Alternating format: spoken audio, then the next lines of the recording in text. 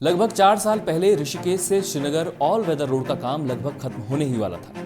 जो काम बचा हुआ था वो व्यासी के बाद और साकनी धार से पहले तोता घाटी का था। पूरी ऑल वेदर रोड का काम एक तरफ और तोता घाटी का काम दूसरी तरफ। जो कंस्ट्रक्शन कंपनी रोड चौड़ीकरण का काम कर रही थी उसने तोता घाटी की पहाड़ी को काटने में तमाम संसाधन झोंक दिए थे, लेकिन तय समय पर तोता घाटी की पहाड़ियों को काटा ना जा सका। उसके बाद हैवी ड्रिलिंग मशीनों के साथ ही देश दुनिया की सबसे आधुनिक मशीनों से तोता घाटी की डोलोमाइट चट्टानों को काटा गया, लेकिन इस काम में भी 2 साल लगे और कई मजदूरों की जान तक चली गई। भूगर्भ वैज्ञानिकों के अनुसार पहाड़ में डोलोमाइट सबसे मजबूत चट्टानें होती हैं। ये डोलोमाइट की चट्टानें चूने के पत्थर से भी ज्यादा मजबूत होती हैं। चूने में जब 45% से ज्यादा मैग्नीशियम होता है तो वो डोलोमाइट बन जाता है। लिहाजा ऐसे इलाकों में जहां डोलोमाइट हो वहां पर निर्माण कार्य करना असंभव होता है। डोलोमाइट चट्टानों की ये गंगा नदी की घाटियां हैं, जो किस कदर खतरनाक रही होंगी इस बात का अनुमान आप ऐसे लगा सकते हैं कि मुगलिया सल्तनत की शाही सेना तक इसे पार नहीं कर पाई थी और रानी कर्णावती की छोटी सी सेना ने उन्हें पत्थर गिराकर वहीं इतिहास में दफन कर दिया था। एटकिंसन, डॉक्टर शिव प्रसाद डबराल और GRC विलियम जैसे कई प्रसिद्ध इतिहासकार अपनी किताबों में इन बातों का विस्तार से उल्लेख कर चुके हैं। उसी घाटी में जब ऑल वेदर रोड के तहत चौड़ीकरण का काम शुरू हुआ, जिसमें पुरानी सड़क के एक तरफ ही पहाड़ को काटा जाना था, तो इतनी मुश्किलें आई। अब सोचिए, जब इस सड़क का निर्माण शुरुआत में किया गया होगा तब कितनी मुश्किलें आई होंगी। हैरानी तब और भी ज्यादा होती है जब कोई ये कहे कि आज तो ये सड़क का चौड़ीकरण बड़ी बड़ी आधुनिक मशीनों से किया गया है, लेकिन आज से लगभग 80 साल पहले यानी 40 के दशक में जब इस सड़क का निर्माण किया गया तो मजदूरों के हाथ में महज हथौड़ी, गैंती और सब्बल था और ठेकेदार के दिमाग में वो हनक जिसके चलते वो इतिहास में उत्तराखंड का दशरथ मांझी घोषित हुआ, तो कहीं उसने टिहरी रियासत के लाट साहब के रूप में ख्याति पाई। उसके जज्बे और काम के प्रति ईमानदारी से प्रभावित होकर राजा नरेंद्र शाह ने इस पूरी घाटी का नाम ही तोता घाटी रख दिया था, जो अब भी इसी नाम से प्रसिद्ध है। नमस्कार, मैं अमन रावत। हुआ यूं था कि इस एपिसोड में बताऊंगा आपको कहानी टिहरी रियासत के उस ठेकेदार की जिसके नाम पर उत्तराखंड की सबसे खतरनाक डोलोमाइट वैली का नाम रखा गया था।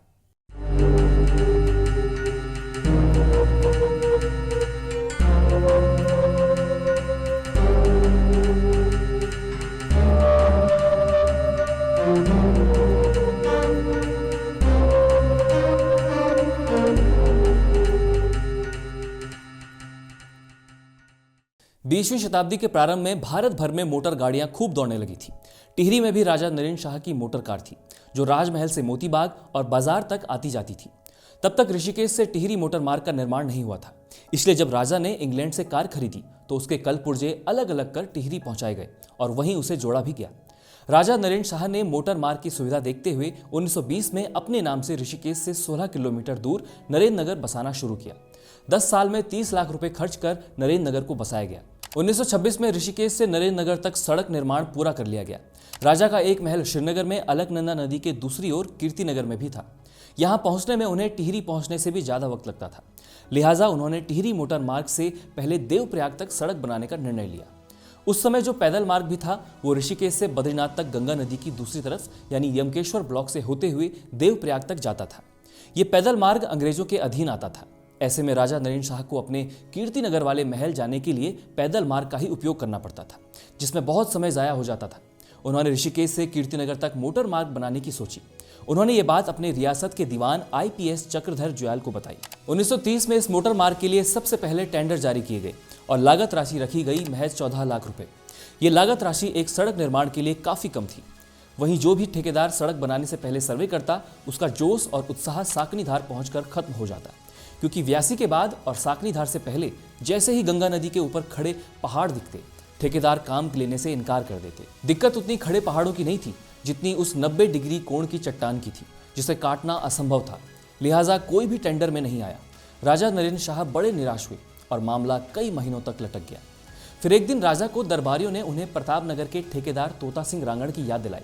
वो तोता सिंह रांगड़ जिन्होंने राजा के लिए रियासत के अंदर कई सड़कों का निर्माण किया था, जो अपनी ईमानदारी और जज्बे के लिए पूरी रियासत में प्रसिद्ध थे। ठेकेदार तोता सिंह रांगड़ टिहरी जिले के प्रतापनगर ब्लॉक के भदूरा पट्टी के रौनिया गांव में अपने परिवार के साथ रह रहे थे। ठेकेदारी से वो अच्छी खासी संपत्ति जोड़ चुके थे और उनका जीवन आराम सुकून से बीत रहा था। कहते हैं कि ठेकेदारी से पहले वो और उनके छोटे भाई राजा के लिए कई गांवों से टैक्स वसूला करते थे, जिसमें मुख्य रूप से अनाज और पशु हुआ करते थे। तोता सिंह पूरी ईमानदारी से अपना काम करते और समय पर पूरा टैक्स अपने खच्चरों में राजमहल तक पहुंचाते। धीरे धीरे रांगड़ राजा की नजर में आने लगे और एक दिन उनकी ईमानदारी से प्रभावित होकर राजा ने उन्हें कुछ निर्माण कार्य करने को दिए, जिससे उनकी अच्छी खासी आमदनी होने लगी। उधर दरबारियों ने जब तोता सिंह रांगड़ की याद दिलाई तो राजा को उम्मीद जगी। उन्होंने तुरंत एक संदेशवाहक को रोणिया गांव तोता सिंह रांगड़ को बुलाने भेज दिया। तय समय पर तोता सिंह रांगड़ राज दरबार में राजा के समक्ष हाजिर हुए। राजा नरेंद्र शाह ने उन्हें बताया कि ऋषिकेश से कीर्तिनगर तक रोड निर्माण का काम करना है। वो बस इतना कर दें कि साकनी धार से पहले पड़ने वाली घाटी की लगभग 10 किलोमीटर लंबी सड़क बना दें। राजा नरेंद्र शाह की बात सुनकर तोता सिंह रांगड़ ने हामी भर दी और उस जगह का सर्वे करने निकल पड़े जहां उन्होंने इस काम को अंजाम देना था। लेकिन ये क्या, जब उन्होंने देखा कि साकनी धार के पास चूने के पत्थरों की खड़ी चट्टानें हैं जिन्हें काटना बहुत मुश्किल है, तो वो काफी देर तक सोच विचार में पड़ गए। तोता सिंह रांगड़ के पोते एमएस रांगड़ बताते हैं कि महज कुछ लाख रुपयों में इतनी लंबी सड़क और उस पर भी एक खड़ी चट्टान को काटने का काम लेकर मेरे दादाजी असमंजस में पड़ गए थे। लेकिन अब वो राजा नरेंद्र शाह को जुबान दे चुके थे, इसलिए उन्होंने अपने सभी मेहनती मजदूरों को बुलाया। कुछ विशेषज्ञ मजदूरों को देश के अलग अलग इलाकों से भी बुलाया गया। 1931 में ऋषिकेश से रोड कटिंग का काम शुरू हुआ। मजदूर गैंती, हथौड़ा, सब्बल लेकर रोड कटिंग करते रहे थे। तकरीबन 2 साल बाद सड़क साकनी धार पहुंच गई। अब बारी थी उस हिस्से की जिसमें काम करना बेहद ही असंभव था, क्योंकि यहाँ पर चट्टान गंगा नदी के ऊपर बिल्कुल 90 डिग्री के कोण में थी। पहले तो चट्टान पर चढ़ना ही असंभव था, दूसरा शुरुआती काम में ही 4 मजदूर उफनती नदी में गिर गए और उनका कुछ पता भी नहीं चला। मजदूरों में हड़कंप मच गया और चारों ओर डर का माहौल फैल गया। दिक्कत एक और भी थी, वो ये कि बेहद कम रुपयों में इस ठेके को पूरा करना था, क्योंकि राजा ने महज 4400 रुपये में साकनी धार की रोड कटिंग के लिए निर्माण राशि स्वीकृत की थी, जबकि तोता सिंह रांगड़ का आकलन था कि इस काम में लाखों रुपए खर्च हो जाएंगे। खैर, फिर भी तोता सिंह रांगड़ ने काम जारी रखा। उन्होंने सबसे पहले मजदूरों की कमर पर रस्सी बांधकर उन्हें पहाड़ से नीचे सीधे 90 डिग्री की खाई में उतारा, जहां हवा में लटक कर मजदूरों ने पहाड़ को महज गैंती और हथौड़े से काटना शुरू किया। ये काम इतना कठिन और संघर्षपूर्ण था कि कई मजदूर काम के शुरुआती दिनों में ही भाग गए थे। कुछ ने काम को बीच में ही छोड़ दिया था। जो कुछ मजदूर बचे हुए थे उनमें तोता सिंह रांगड़ जोश भरते और उन्हें किसी भी तरह की कोई कमी महसूस न होने देते। लेकिन तकरीबन 1 माह में ही राजा की ओर से दिया गया सारा बजट खत्म हो गया। जब तोता सिंह रांगड़ ने राजा के वित्तीय विभाग में इसकी सूचना दी तो उन्होंने 2 टुक फरमान जारी कर दिया और कहा कि इतने में ही काम करना होगा। उधर मजदूरों के लिए रखा गया सारा राशन खत्म हो गया था। उसके बाद तोता सिंह रांगड़ ने अपनी जेब से रुपए खर्च कर ऋषिकेश से खच्चरों में राशन मंगवाया, तो उसमें कई दिन लग गए, जिसके कारण मजदूरों ने दिन में 3 की बजाय 2 बार ही खाना खाकर काम जारी रखा। कहते हैं कि जब रशद आने में तय दिन से ज्यादा वक्त लगा तो 2 दिन तक मजदूर भूखे भी रहे। अब तोता सिंह रांगड़ को काम जारी रखने में अपना ही पैसा लगाना था, लेकिन क्योंकि उन्होंने राजा के सपने को पूरा करना था, लिहाजा वो अपने गांव पहुंचे और वहां जितना भी नगद रुपया रखा हुआ था उसे अपने साथ ले आए। उन्होंने उससे मजदूरों की मजदूरी और राशन खरीदना जारी रखा। इस दौरान 1 साल बीत गया और काम अभी 1/4 ही हुआ था। तोता सिंह रांगड़ के लाखों रुपए भी खर्च हो गए। अब वो फिर से अपने गांव पहुंचे और अपने घर पर रखे सभी गहनों को टिहरी में बेचकर निर्माण कार्य में लगाने लगे। तकरीबन 4 साल में साकनी धार रोड कटिंग का काम पूरा हो सका। रोड का काम तो पूरा हो गया, लेकिन तोता सिंह रांगड़ का परिवार खुद रोड पर आ गया। उनकी पूरी संपत्ति इस निर्माण कार्य में खर्च हो गई। वो मानसिक तनाव में आ गए और अपने घर लौट गए। उनके पोते एमएस रांगड़ बताते हैं कि जब राजा नरेंद्र शाह को ये बात पता चली तो उन्होंने 50,000 रुपये तोता सिंह रांगड़ के घर पहुंचाए और उन्हें अपने पास बुलाया। लेकिन तोता सिंह रांगड़ ने यह फरमान अनसुना कर दिया। उसके बाद कई फरमानों के बाद वो राजा के दरबार में पहुंचे। बताते हैं कि राजा नरेंद्र शाह ने नाराजगी जताते हुए कहा कि आप तो बहुत बड़े लाट साहब बन रहे हो, जिस पर तोता सिंह रांगड़ ने माफी मांगी और चुपचाप अपने गांव लौट आए, जहां उनकी लाट साहब वाली खबर पहले ही पहुंच चुकी थी। लिहाजा तब से उन्हें प्रतापनगर क्षेत्र के लोग लाट साहब कहने लगे थे। उधर राजा को जब दरबारियों ने बताया कि ठेकेदार तोता सिंह रांगड़ ने उनका सपना पूरा करने के लिए अपनी पूरी जमा पूंजी लगा दी और अब उनके पास कुछ भी नहीं बचा है, तो राजा को बड़ा अफसोस हुआ। राजा नरेंद्र शाह ने उन्हें फिर से बुलाया और उन्हें काफ़ी जमीन नरेंद्र नगर में दी, जिसमें आज भी तोता सिंह रांगड़ की तीसरी पीढ़ी रह रही है। उधर राजा ने एक शाही फरमान भी जारी किया।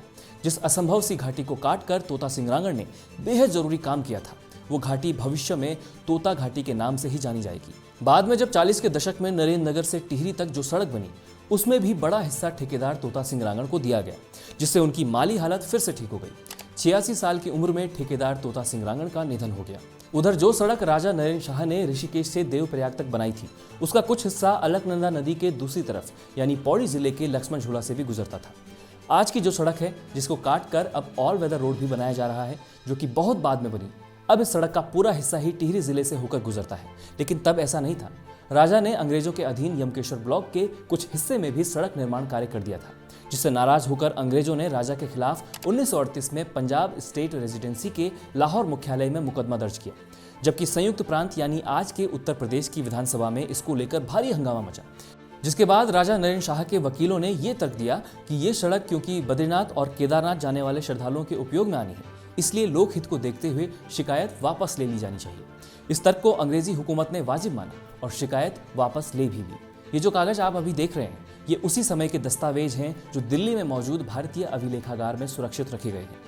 टिहरी गढ़वाल राज्य का इतिहास भाग 2 में डॉक्टर शिव प्रसाद डबराल लिखते हैं कि 1938 में इस मार्ग पर अपनी मोटर कार खुद ड्राइव कर राजा नरेंद्र शाह ने इस मार्ग का उद्घाटन किया था। इस पूरे मोटर मार्ग पर 9,06,133 रुपए का खर्च आया था।